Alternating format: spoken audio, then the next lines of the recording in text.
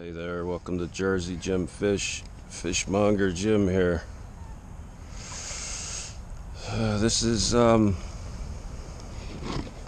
without a doubt, the most difficult day I will ever I have dealt with thus far. Oh, buddy. You took my lure. So, if you've been watching these movies with any regularity, you know Brother John has been not doing so well. Well, you know, like he's doing well, and then not so well, and then well, and then not so well. Real roller coaster of emotions. So the last 3 days, Brother John's been on hospice. It would appear today is going to be the day that he passes. I fully expected to get a call last night. And if it's going to be today. Like, what do? I sat at home for the last 2 days. Can't eat, can't sleep. Just sitting there waiting for a call. There's nothing I can change I can't change it now. I can't do anything. Just sitting around being absolutely horrified by the prospect of my only brother passing after having endured this hideous ailment, fully a result of a terrible medical care. It's for you, Brother John.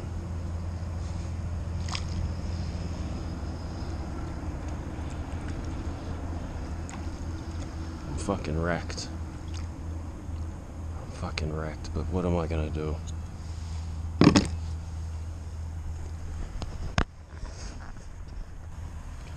Just gonna sit at home and wait, and then be upset and at home, or be here at the pickerel lake. I don't know what to do with myself, and that's why I sat at home for the last 2 days in mental agony. Why wouldn't I just come here, spend the day on the water? I think John would want it that way. He wouldn't want me to be at home dreading existence. I know if I was in John's boat, I wouldn't want John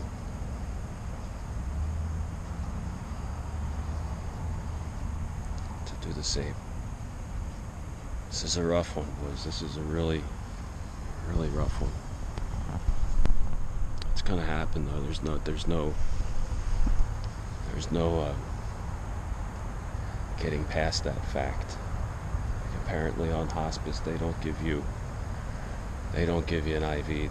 They haven't put food in his feeding tube, and man can only survive for 3 days without water.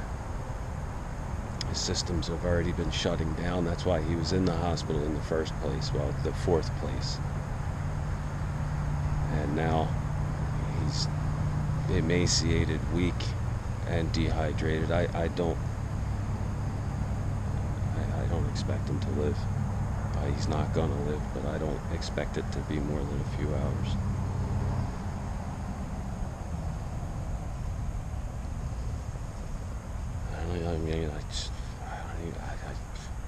I'm at a loss as to what to do, how to behave, where my mind should go.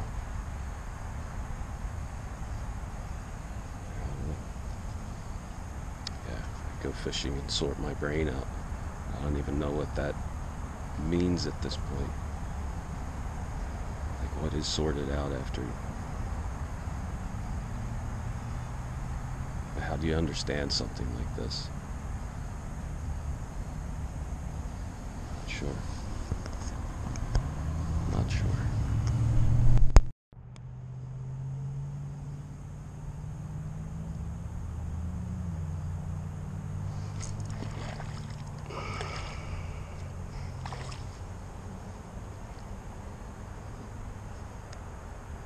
Part of me feels guilty for being here, potentially having a good time. Like clearly, I'm, I don't know. Am I having a good time, or am I just dulling the emotions that are upwelling from deep in my soul? I think that's the case. How can I have a good time? Can I have a good time? Is it wrong that I have a good time? In the future, how long before I feel confident? You know, like I gotta keep putting myself in John's shoes and thinking what he would want, or what I would want for him, if this entire situation was reversed. I wouldn't want him to be as wrecked as I am. Well, he's got something in his belly. Something big. What is that? It's like a shiner, maybe. It's cut in half for sure. Wow. There you go, buddy. There's a lot of fish right here, but the water's really cold. It's still early in the morning. It's probably 10 o'clock now. It really didn't turn on the other day here at the Pickerel Lake until after 10, and then it was insane. It was insane. Hopefully this water warms up pretty quick and they turn on. I fully anticipate going to a different lake. In fact, I don't have any of my stuff with me. It's all in my Jeep up there. Tackle box and all that. Left it all in the Jeep because really there's only normally I only throw the paddle tail, but that seemed to be the key. Last time I deviate from it. They didn't even want the rage crawl, this thing. I didn't even want that last time I was here. The only other time I was here. My mom got a book from the hospital, pamphlet I think, that was titled, I don't know, something to the effect of the 5 stages of dealing with death. She's had a really difficult few days. And it's interesting, buddy, calm yourself. Wow, all these things have bellies full. 5 stages dealing with death. So I was talking to her last night, and she had said that, you know, of the stages, there's, I forget exactly, but denial, anger, guilt. They're the 3 that I can remember now. We have, because John has been in the hospital 4 times since December, and December was, you know, he wasn't supposed to live. He defied all odds by living in December. And like, we have dealt with these 5 stages, or specifically these 3 stages, 4 different times. Like, each time he went into the hospital, we had to we had to come to grips with his mortality. We had to deal with the idea that he was not going to make it. And each time he pulled through, like John does, like a boss, like the man that he is. Every time he pulled through. But we had to deal with the emotions, not knowing that, and deal with those stages. And this last episode, it has just become abundantly clear that he does not have the ability to exist without a tremendous amount of hardship. And I'm not going to get into like what happened, why he's in the hospital. I've covered that in previous movies. I don't know, watch a few of the movies dealing with my sanity or something like that. I forget what I called it, but the idea that his life, his existence, he was told he wasn't ever going to eat again. And he wasn't all right with it, but he said to me, if these are the cards I'm dealt, I need to make the best of it. So if that's what I need to do to exist, then that's exactly what I'll have to do. Like, a lot of strength in that statement that he made to me, because I was wrecked when he told me that. Like absolutely wrecked. I was awake all night in like mental anguish. It was horrible. That whole thing was horrible. The whole thing has been horrible, to be clear, but him being a foodie and all, not being able to eat, like what kind of existence is that? And now a few other things crept up. Every time we take him to an appointment, and it takes my mother, my sister, and I to get him to these doctor's appointments, it takes absolutely all of his energy reserves. And he was like, the last 2 appointments we took him to, he was absolutely wrecked for 2 days, like exhausted and somewhat cognitively impaired as a result of it. And oh, he's behind it. He's on it. Very much so cognitively impaired.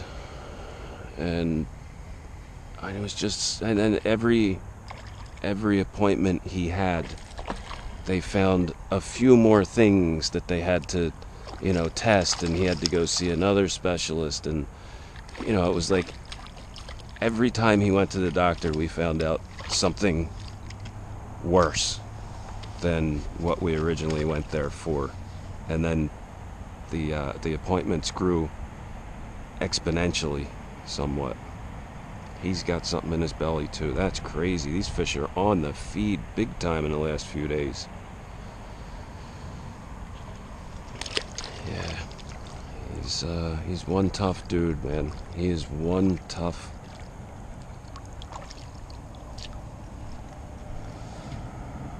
Son of a bastard.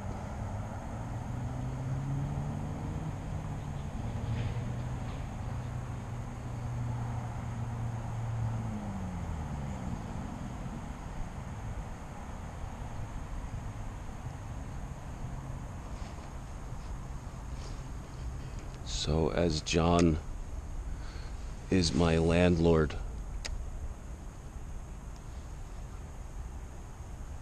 and this is going to be the last fishing trip for me until I move out, I'm going to be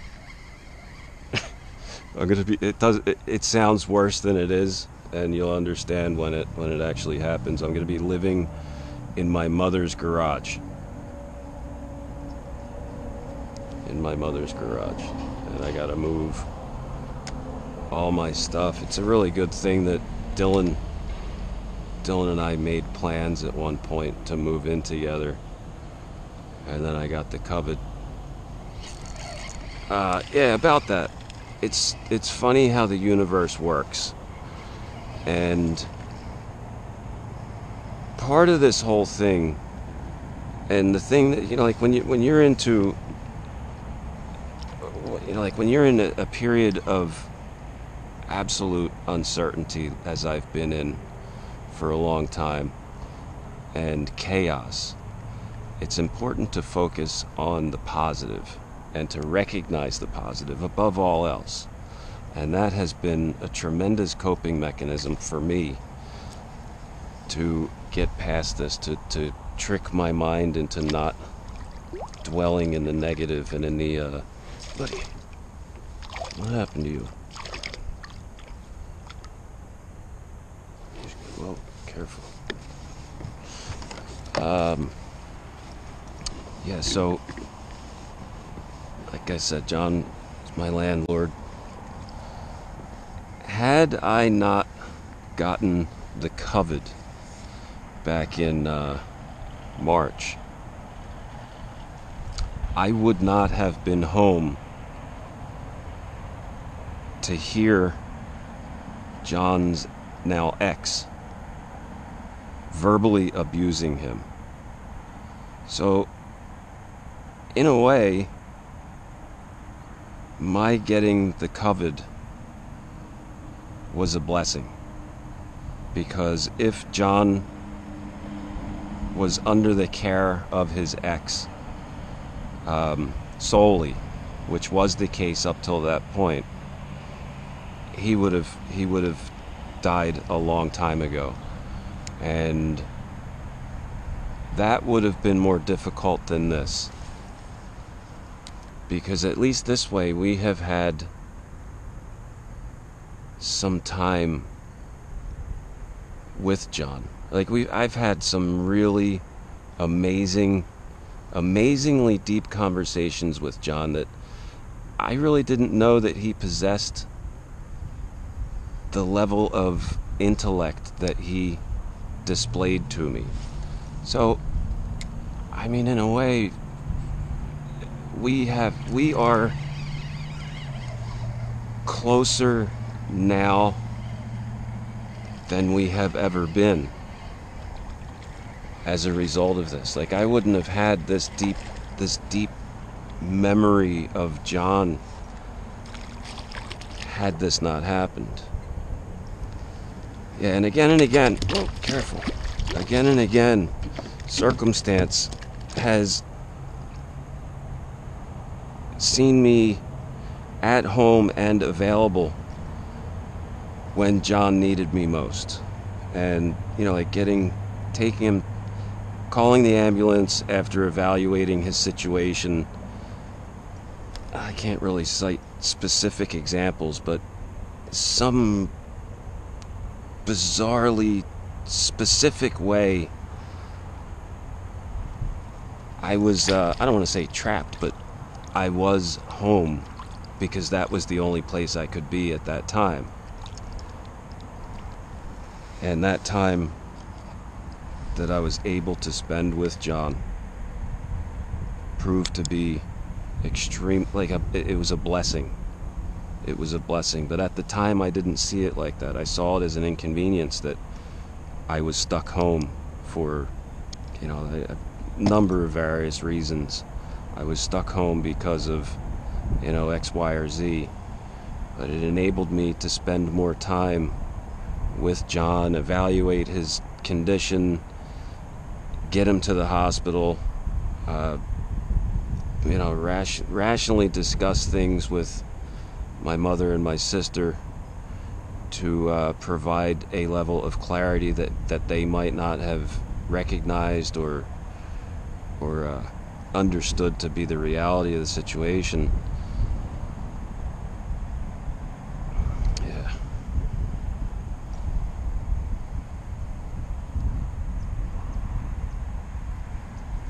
It's easy to be positive. Here's the thing. Right now I'm telling you this. Right now I'm sitting here and I'm telling you all this for the last 15 minutes, I think.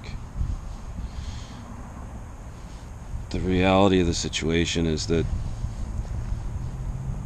it's easy for me to be here on the water doing this.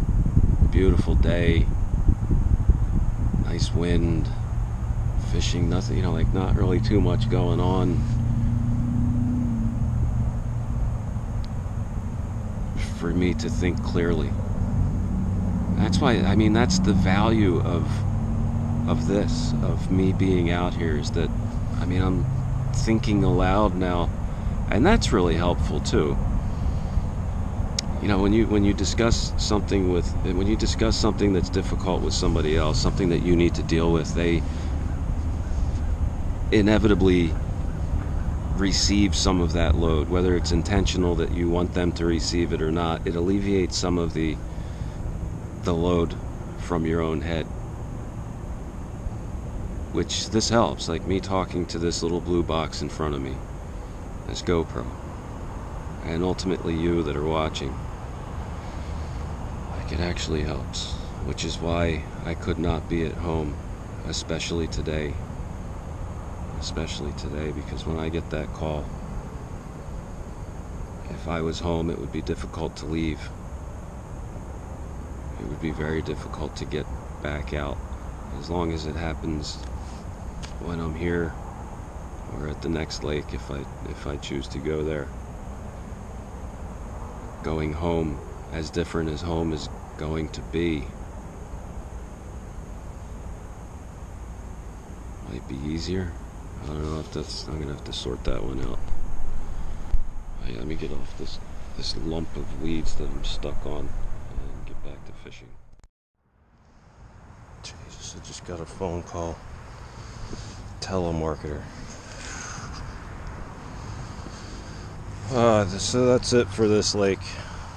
I was just on the verge of pissing myself, and I came in and somebody just pulled in. I guess they were, I don't know, taking a hit off the crack pipe or something, because they were only here for a minute. But yeah, I go to the crappie lake, see if I can catch a crappie or two. So here we are at the crappie lake. Probably an hour and a half. Maybe an hour and a half later.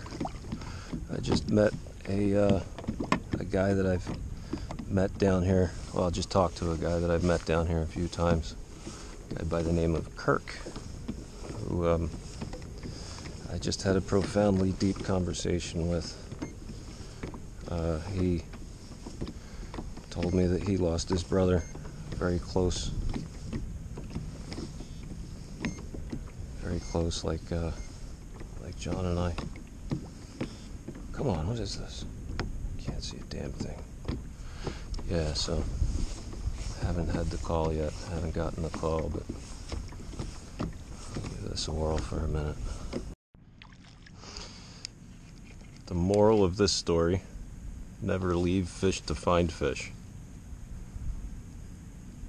Well, that is almost picture worthy. If he was just a little bit smaller. Alright, well, I wasn't skunked before, but now I'm not so sure. There we go. That fish has been a very, very long time coming. Wow, look how pale. It's almost a piebald or albino. Oh, nice. How are you, buddy? Very clear eye. And I'm way out here in the middle. See you, Bill. Yeah, kind of way out here in the middle on this hump. 8 foot at a 20 foot, 20 plus feet actually. Alright, if I can catch another one. I hooked into something. I'm thinking it was a snag because it was just really heavy and then gone. But I did hook into it. It's probably the nicest snag I almost caught all day long. Except the tree. I did catch a tree. I don't want to tell you how far up the tree I cast. But it was pretty far. So a second hump out here. 15 foot of water out of 20. And this guy was hanging out right on top of it. Yeah, there we go. Nice. See you, buddy.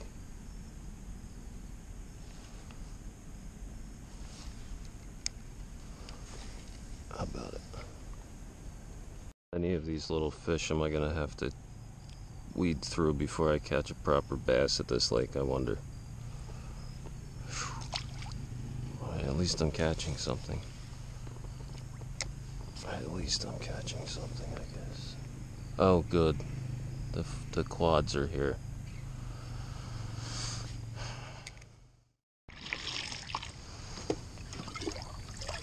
That's it. No fish worthy to leave on.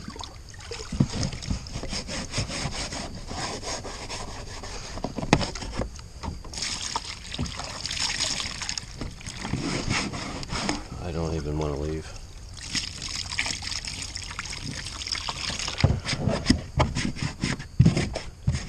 And no phone call.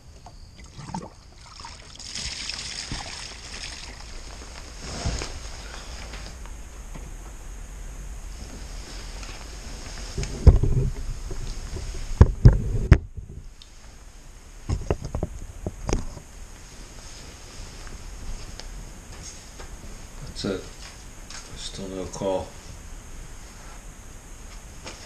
I haven't called her.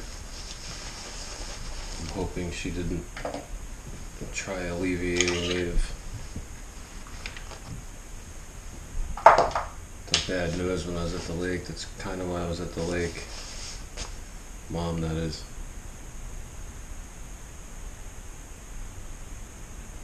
The guy that,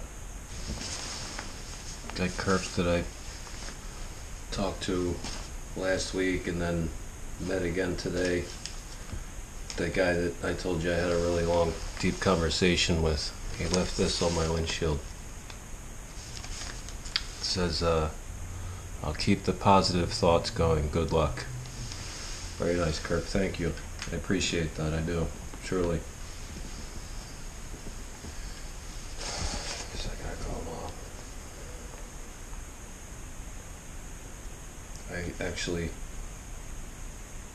I feel sick. Like, I feel like I could throw up. I haven't slept more than 5 hours in the last 3 days.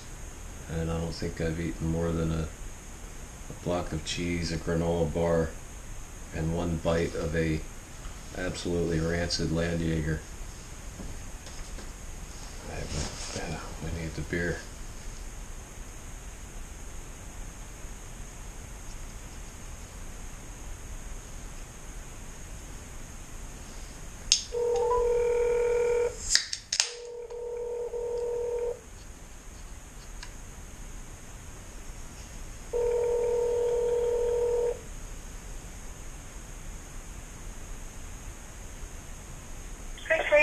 Hey, Mom. How you doing? All right. Did you have a good time? I don't know if you could explain it as being a good time, but yeah, wasn't here. Yeah, I gotcha. They moved him. Okay. He's down in Jefferson Hospital in Stratford. Jefferson? Jefferson. He's in Vitas Hospice. Okay. Lady called this morning from the hospital and said that that would be the logical thing to do would be to put him in a facility. And I balked at it. I said, I don't want him to have to be moved. Can't he just stay where he is? And she said, here, he's getting okay care. They do as much as they can, but she said in a hospice setting, which I noticed from the home, she said it's 24/7. They would have unlimited access to any kind of medication to make him comfortable. And it's just, she said it's something, normally hospice is done in the home, like Annie Kay had, Right. or if the person is in assisted living, we had people that were on hospice. And the hospice people would come in and they would just stay in the room. But she said there were two places. One was on Route 72 down by where Kim is, Yeah. or where she used to live. And I said, that's way too far. And she said the other one is at the old Kennedy Hospital in Stratford, which was right near where Lolly used to live. Detox. And she said, I don't know whether you can get into it or anything, but she said that would be the way to go. So when I got into seeing today, a man came in the room. His name's Charles, and he's a nurse, and he is from Detox. And we talked for 45 minutes, I guess, about what is in John's best interests and what they would do for him. And I said, do you have kids? And he said, yeah, I've got 3. He was probably 60. And I said, what would you do? And he said exactly what you're doing. Because he didn't know anything about John's chart. He only had Cooper's readout from Labor Day on. He didn't have anything from Lady of Lourdes or from Penn. And when I filled him in on what John's been going through from December, he just kept shaking his head and saying, oh no, oh no. And, so I feel very good about it. He gave me this big, thick booklet that I'll let you read and Kim read, and it's very, very, very comforting as to what to expect and what they expected. They do nothing as far as interventive care to try to prolong anything. The whole idea is to comfort. So just whatever eases. Was I correct in that he's not getting IV? Yes, yeah. So how long is it going to be, Mom? It's going to be tonight? And now it could be 2 weeks, John, or Jim. 2 weeks without water? Yes. That seems impossible to me, Mom. Yeah, I know.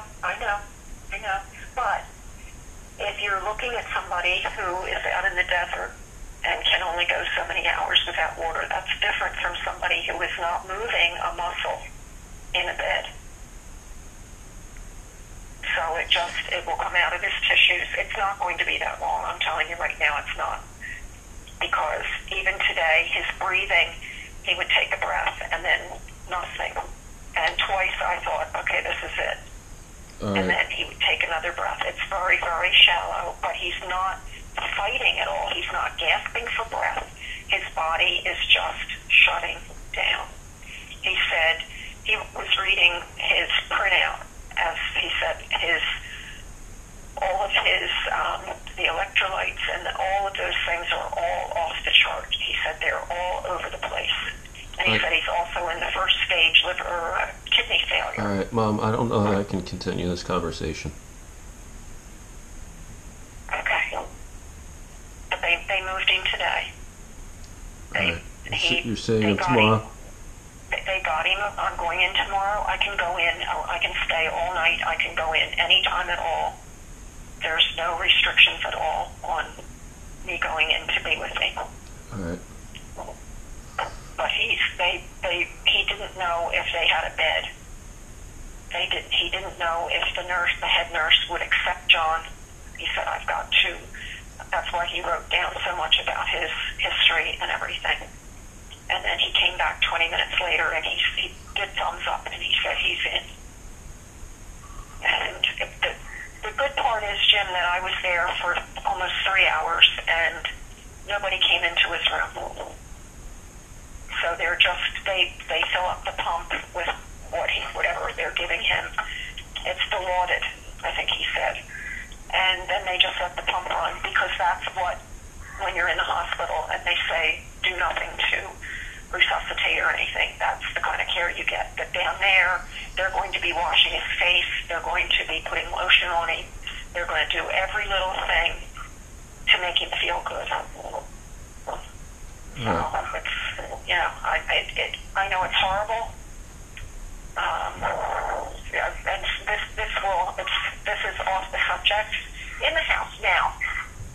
Last night or yesterday when I was driving home from the hospital, coming down Haddon Avenue, there were some teenagers out along the curb, and they hurled something, and I could feel that it hit my car, and I thought it was like a soda can or something, and they all laughed. They broke my passenger side rearview mirror. Scumbags. Shattered it. So I will never have to go into Cooper again. And the guy said the parking is free down in this place. Alright. I gotta get a It's shower. just the next phase. It's Yeah. just the next phase. Alright. But Well, don't hesitate to call me. I won't. And sweetie, if you went in to see him now, you would have the same mental outlook on it that I have. Because it's not John anymore. The person laying in the bed is not John. It's like he's already gone. And he's very, very, very peaceful. Even the way his hands are, I was holding his hands. And there's no flinching, there's no wincing when he goes, he's not moving. He's just sleeping. And he looks very peaceful. So, all right, sweetie. All right. Try to get some sleep, eat something. Yeah. All right? Yeah. Alright, Mom. Thanks. Love you. Okay, honey. Love you. Bye. Yeah.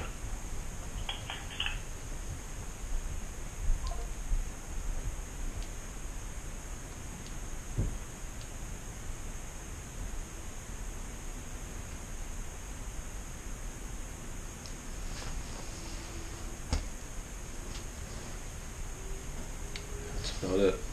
Get the most out of each day, people. You never know when the last one's gonna come. Bye. It is now the following day, and I got news this morning at 9:30 that Brother John passed on.